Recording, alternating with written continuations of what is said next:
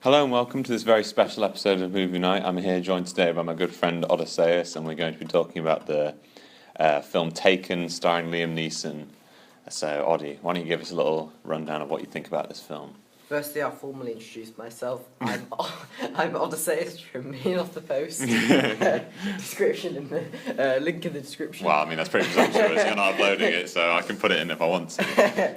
Anyway, so to go over this film, I think that the first thing to say is Taken 1 and 2 are much, much better than Taken 3. Taken 3 is far-fetched, ridiculous. It's almost like Romeo and Juliet, the modern one, where there's like that police guy and he's all going around the city. It's, you know, it really is ridiculous. Leo DiCaprio. Yeah, stuff like that, where it's just completely stupid and unbelievable. He just made it work. I think that's the thing. It goes Hollywood in the third film, because this was a huge thing in the end. It made a lot of money. And, you know, I think from where it came, because it wasn't necessarily a box office release in the first place, it was something that went on to become very, very successful. And, you know, I think you can see why. I mean, it's very well made, but it's not the best well made. I'm not sure, you know, if it won Oscars, if it was that kind of film. It's just not like... I think it's just, you know, it's a hugely entertaining watch, and at the end of the day, movies are made to entertain purely and simply, regardless of what the purist hippie that I'm with would say. You know, that it's all about camera angles and things like that. But no. Taken is the sort of perfect imperfect movie in that it does do everything it says. It's got so much action, and it's a very enjoyable 2 hours of your life that you'll spend watching it.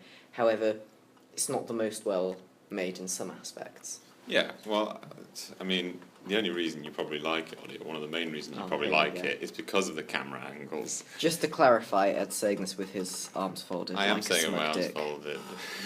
Not intentionally. But yeah, I was going to say, like, all the action is obviously very well choreographed, despite Liam Neeson being, you know, he was getting on a bit even back then.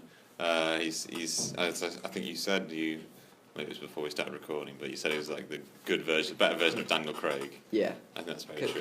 Could I also just say, I mean, you say that, you know, he's maybe getting on a bit. I would just like to remind you that if you're from the USA, Great Britain or Ireland, in any film, you are significantly better at combat than anyone from Asia.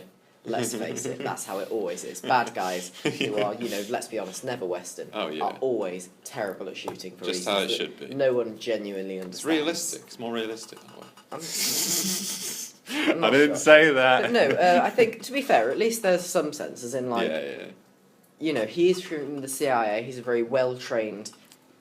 He has a very particular set of skills. Muscular man with a very particular set of skills. You know, I mean, at least it makes some sense, rather than somewhere, I mean, you know, you just have 20 people shooting at you and none of them hits. It's ridiculous at times. Well, I mean, I think this is you know what's great about this film, and I think that overall the way in which it's done, the way in which it has such a gripping storyline is really a great thing, and you know that's why I'm pushing that it is one of the better films, because I think that action films are supposed to be entertaining. You know, have you seen some of the James Bond films? I mean, look at like Dr. No, for example, one of the earlier ones. Yeah. Someone like you, who's not the most exciting characters, would probably say that, you know, it's got great camera angles and it's got great acting and stuff like that, but the film is unwatchable. I fell asleep 3 times when I watched it. Really? It was, you know, a difficult watch, but with something like this, you know, it's a bit more coarse around the edges, but it's just so much fun to watch. That's what films are for, in my opinion. Well, I mean, I do agree with you to an extent. It's just whether they're well made or not. That's all I'm talking about. Anyway, the point is, what was I going to say? Yeah, it keeps things simple. There's a very simple premise. So his daughter's got kidnapped, and he needs to save her. And that's. I think that's questionable. No, I think that it's more complex than that. Well, there's more complex themes going on, like human trafficking and things. But in essence, the motivations of the characters are very simple, so it lends itself to a lot of kind of, you know, focus more on the action, like you said, which is always a mark of a good action film. But do you think that in order to be a good film, it needs a really complex storyline? Because I think a lot of the time, you know, storylines are overdone, and it gets to the point. I'll give you an example, and a lot of people aren't going to like this because I think it has been quite popular. But I recently watched something called SSGB on the BBC. Oh, I like that. Yeah. And that has a really complex storyline. And Well, if I'm honest, it's a bit boring. No, I you don't know, think so. I've watched 4 hours and ultimately nothing has happened. Well, no, what are you talking about on the fourth episode? You know, there's been there's been the odd thing here and there, but for the vast majority of what you're watching, it is just complex storyline going round and round in circles.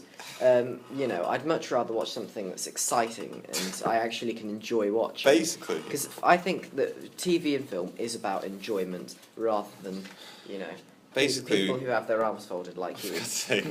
What you're saying is you basically want to watch explosions for an hour. No. That's not basically what you're true. saying. No, what I'm saying is I think that we need to remember that films and TV are ultimately about entertainment. This doesn't mean they have to be explosions, you know, all the time. I'm just saying that sometimes people go so complex with the story and, you know, all this and the acting.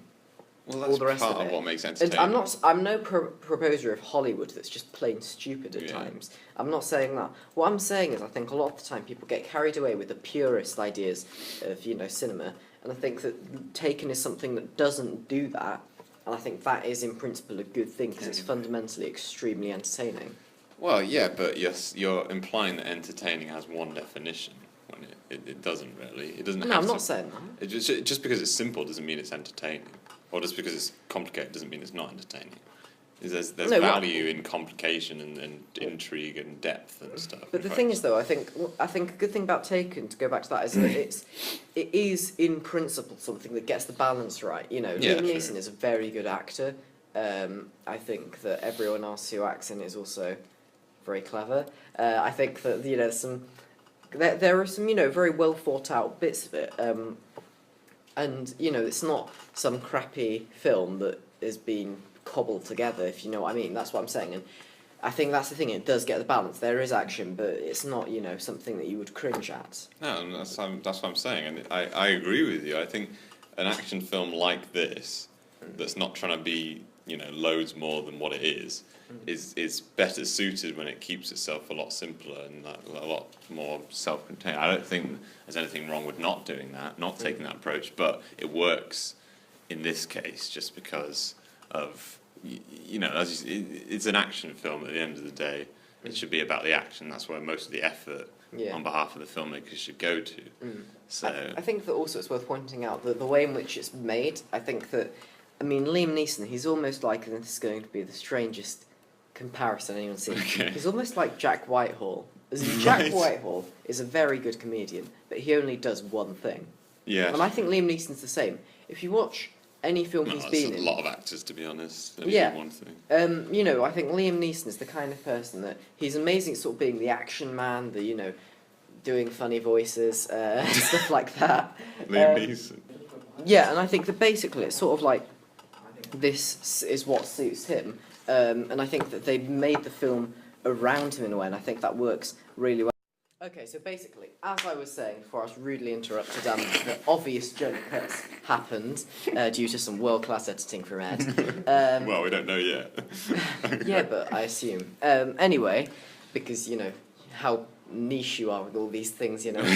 You'll make a movie night about complaining about yourself if it's not perfect. Anyway, as I was saying, yeah, this is just something that is in elements simple, but is done to a way that's very, very good. And there are some complications that come with that. So I think that, you know, it's more than just your standard action film. I think that, you know, it's a very, very good piece of art. It does have very resonant themes. Human trafficking is very big at the moment. Well, I'm very passionate about that, Ed. Relatively. I just Really, think are you pro or against? well, I don't want to get political in this podcast, but I'll say strongly for. To be fair, I don't think we get political. Politics podcast. Let's keep it relevant. Okay, sorry. But yeah, it's definitely not just like mindless action. It's a bit. I'd say it's a cut above kind of, I don't know, superhero movie shite. It's a world-class film. Yeah, I mean, I don't know if I go that far, but like, yeah. I mean, I don't remember much about it. But I will say, yes, it's an action film that I can get behind. And I think people think it's quite easy to do action films sometimes, and I think actually it's sometimes the opposite is true. And I think rather than trying to be really clever with it in terms of like making it really avant-garde or something like that, sometimes there's value in just a well choreographed, well put together, well cast action film. There's nothing wrong with that. And that is what we will take from No. this. So do we do ratings? If you like, yeah. If you, what would you give it out of 4.5 stars? Out of 4.5. 4.75. Can I choose my own unit to measure? Yeah, okay. Right. Out of 5. Actually, no. Can you do it first so I can think about it? Well, I would recommend the film. That'll be my unit, basically. Okay. I'll say I will recommend it. I would give it 4.75 out of 5 Stefan Myers. That's great. What? Any particular reason? No. Just to sum up, no reason. Although happy editing. Oh, thank you. Hopefully, unless we.